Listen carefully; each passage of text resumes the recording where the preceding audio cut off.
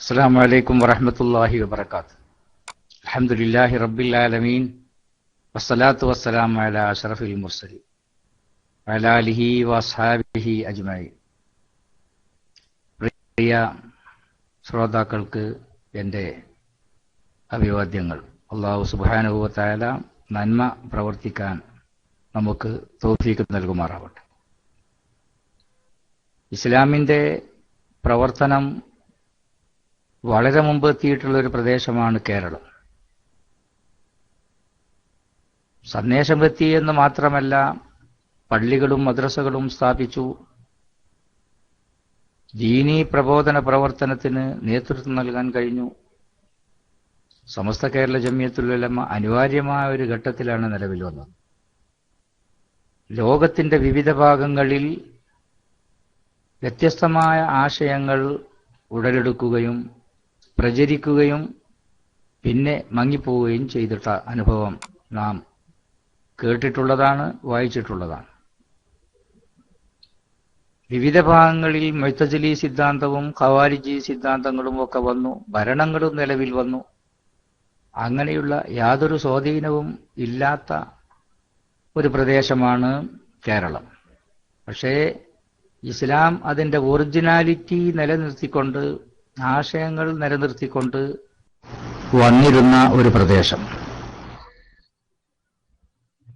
പുത്തനാശയക്കാർ ഇടക്ക് വെച്ച് കയറി വരികയും കഴിഞ്ഞ നൂറ്റാണ്ടിന്റെ ആദ്യത്തിൽ ചെറിയ ബുദ്ധിമുട്ടുകൾ ആശയപരമായും അതുപോലെ വിശ്വാസപരമായുമൊക്കെ നമ്മുടെ ആളുകളിൽ അവർ കുത്തിക്കയറ്റുകയും അതനുസരിച്ച് ആശയക്കുഴപ്പമുണ്ടാവുകയും ചെയ്ത സാഹചര്യത്തിൽ സമസ്ത കേരള ജമിയത്തുൽ ഉലമ നിലവിൽ വന്നു.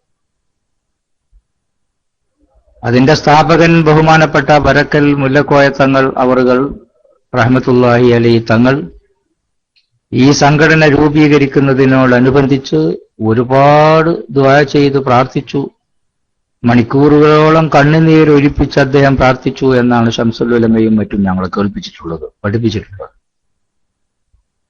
അവസാനം ഖിയാമത്ത് നാൾ വരെ നിലനിൽക്കുന്ന ഒരു പ്രസ്ഥാനമായി ഇത് വളരണം, അത് നിലനിൽക്കണം.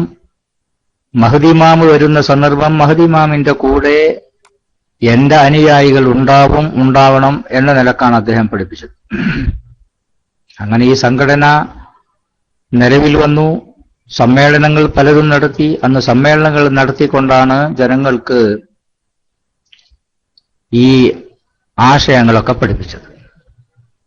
പിന്നീടാണ് മദ്രസ ഉണ്ടാക്കാൻ തീരുമാനിച്ചത്. പിന്നീട് യുവജനങ്ങൾക്കുള്ള സംഘടനകൾ രൂപീകരിച്ചു. സുന്നത്ത് ജമാഅത്തിന്റെ എതിരിൽ ബിദഈ പ്രസ്ഥാനക്കാരായി ആര് പ്രവർത്തിക്കുന്നുവോ, ആര് പ്രചരിപ്പിക്കുന്നുവോ അതിന് തക്ക സമയത്ത് ശക്തമായ മറുപടി കൊടുക്കാൻ കെൽപ്പുള്ള പണ്ഡിതന്മാർ നമ്മുടെ സംഘടനയിലുണ്ട്. അതിന്റെ സമ്മേളനം 55ാമത് സമ്മേളനം അടുത്ത ഫെബ്രുവരി മാസം അവസാനത്തെ ആഴ്ചയിൽ നടക്കുകയാണ്. 1.5 മില്യൺ ആളുകൾ അതിൽ പങ്കെടുക്കുമെന്നാണ് നമ്മൾ പ്രതീക്ഷിക്കുന്നത്. കുറ്റിപ്പുറത്തുണ്ടായതുപോലുള്ള വലിയ ഒരു സമ്മേളനം, അതിലേറെ ചിലപ്പോൾ വലുതാനും സാധ്യതയുണ്ട്. ലോകത്തിന്റെ വിവിധ ഭാഗങ്ങളിൽ നിന്നുള്ള ആളുകൾ നമ്മുടെ ഈ പരിപാടി വളരെ ശ്രദ്ധാപൂർവം കേട്ടുകൊണ്ടിരിക്കുന്നു, മനസ്സിലാക്കിക്കൊണ്ടിരിക്കുന്നു. പ്രചരണ പ്രവർത്തന രംഗത്ത് അല്പം പുറകോട്ട് ആണ് നാം ഉണ്ടായിട്ടുള്ളത്. അതിനെ തിരുത്താനായി നമ്മുടെ യുവജന സമൂഹവും വിദ്യാർത്ഥി സംഘടനകളും വളരെ സജീവമായി പ്രവർത്തനവുമായി മുന്നോട്ട് വന്നിരിക്കുന്നു. അപ്പോ എന്റെ സംസാരം കേൾക്കുന്ന ശ്രോതാക്കളോട് എനിക്ക് പറയാനുള്ളത്, സമസ്തയുടെ പ്രവർത്തനത്തിനു വേണ്ടി, സമസ്തയുടെ ആശയം പ്രചരിപ്പിക്കാനായി നിങ്ങളെല്ലാവരും സഹായിക്കുക. അഡ്വാൻസായി നിങ്ങൾക്ക് വേണ്ടി വരക്കൽ മുല്ലക്കോയ തങ്ങൾ പ്രാർത്ഥിച്ചിട്ടുള്ളതാണ്. ഈ സംഘടനകൾക്ക് പ്രവർത്തിക്കുന്നവർക്ക് ഖൈറിന് വേണ്ടിയിട്ട് പല ആളുകളും ധാരാളം സമ്പത്തുകൾ ഉപയോഗിച്ച്, വേറെ പ്രചരണ പ്രവർത്തനങ്ങൾ ഉപയോഗിച്ച് ഈ വെളിച്ചം കെടുത്തിക്കളയാൻ വേണ്ടി ശ്രമിക്കുന്നു. പക്ഷേ സമസ്തയുടെ പൂർവകാല പണ്ഡിതന്മാരുടെ ബർക്കത്ത് കൊണ്ടും അവർ ചെയ്തിട്ടുള്ള സേവനത്തിന്റെ തുടർച്ച പിൻപറ്റിക്കൊണ്ടിരിക്കുന്ന ആളുകളായതുകൊണ്ടും അള്ളാഹു വലിയ ബർക്കത്ത് നൽകി എന്നും ഇത് മികച്ചു നിൽക്കുന്നു, ഇത് മുൻപി നിൽക്കുന്നു എന്നതാണ് അനുഭവം. കുറ്റിപ്പുറം സമ്മേളനം ആയാലും അതിന്റെ ശേഷമുള്ള സമ്മേളനങ്ങളായാലും ജനങ്ങളിൽ വളരെ സ്വാധീനിച്ചിട്ടുണ്ട്.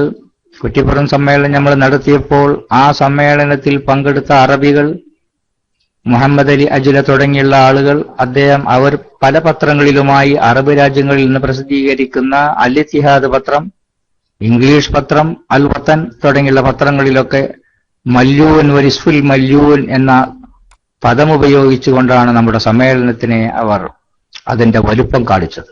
അത് മാത്രമല്ല, പിന്നെയും പല പത്രങ്ങളിലും അതിനെ സംബന്ധിച്ച് വ്യാഖ്യാനം മനാറുൽ ഇസ്ലാമിലും മറ്റൊക്കെ വന്നിട്ടുണ്ട്.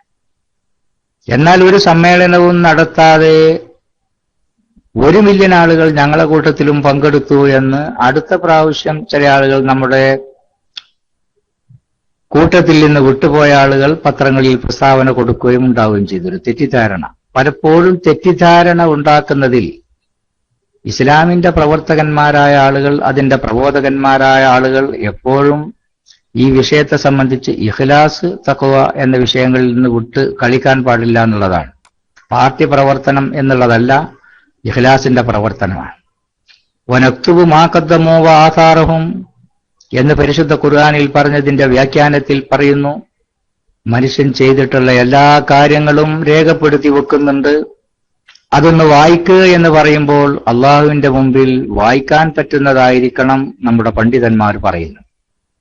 കള്ളത്തരങ്ങൾ പറയുക, മോശമായ പ്രചരണം നടത്തുക, അതൊക്കെ ആവശ്യമായിരിക്കും പല പ്രസ്ഥാനക്കാർക്കും. പക്ഷേ സുന്നത്ത് ജമാഅത്തിന്റെ പേരിലോ സുന്നത്ത് ജമാഅത്തിന്റെ ആളുകളിൽ നിന്നോ സുന്നത്ത് ജമാഅത്താണെന്ന് പറയുന്നവരിൽ നിന്നോ ഒരിക്കലും അത് പ്രതീക്ഷിച്ചുകൂടാ, അങ്ങനെ ഉണ്ടായിക്കൂടാ.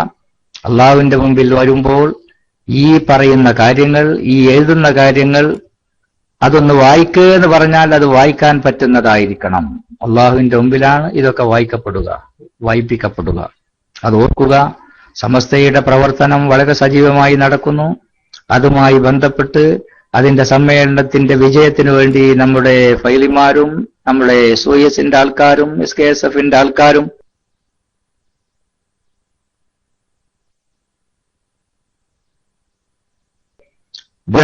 എന്തൊക്കെകൾ ശ്രദ്ധിക്കുന്ന, നമുക്ക് വിജയിപ്പിച്ചെടുക്കണം. അള്ളാഹു അതിന് തൗഫീഖ് നൽകുമാറാവട്ടെ. ഹജ്ജ് കഴിഞ്ഞ് മടങ്ങി വരുമ്പോൾ നാട്ടിൽ പോകുന്നതിന്റെ ഒരു ഇടവേള എന്നുള്ള നിലയിൽ റിയാദിലെത്തിയപ്പോൾ നമ്മുടെ സഹോദരന്മാർ ആവശ്യപ്പെട്ടതനുസരിച്ചാണ് ഈ ഒരു സന്ദേശം, ഈ ഒരു മെസ്സേജ് അല്ലാഹു നമ്മുടെ മീസാനിൽ ആക്കി തരുമാറാവട്ടെ. നമ്മുടെ സഹോദരന്മാർക്ക്, ബന്ധപ്പെട്ടവർക്ക് അല്ലാഹു ഖൈർ നൽകുമാറാവട്ടെ. സത്യത്തിന് സത്യമെന്ന് മനസ്സിലാക്കി അതിനെ തുടരുകയും അസത്യത്തെ അസത്യമെന്ന് മനസ്സിലാക്കി അതിനെ വിട്ടുനിൽക്കുകയും അതിനോട് വിട്ടുനിൽക്കുകയും ചെയ്യുന്ന നല്ല ജനങ്ങളിൽ അല്ലാഹു നമ്മെ പെടുത്തി തരുമാറാവട്ടെ. എല്ലാ ആശംസകളും. അസ്സലാമു അലൈക്കും വറഹ്മത്തുള്ളാഹി വബറകാതുഹു.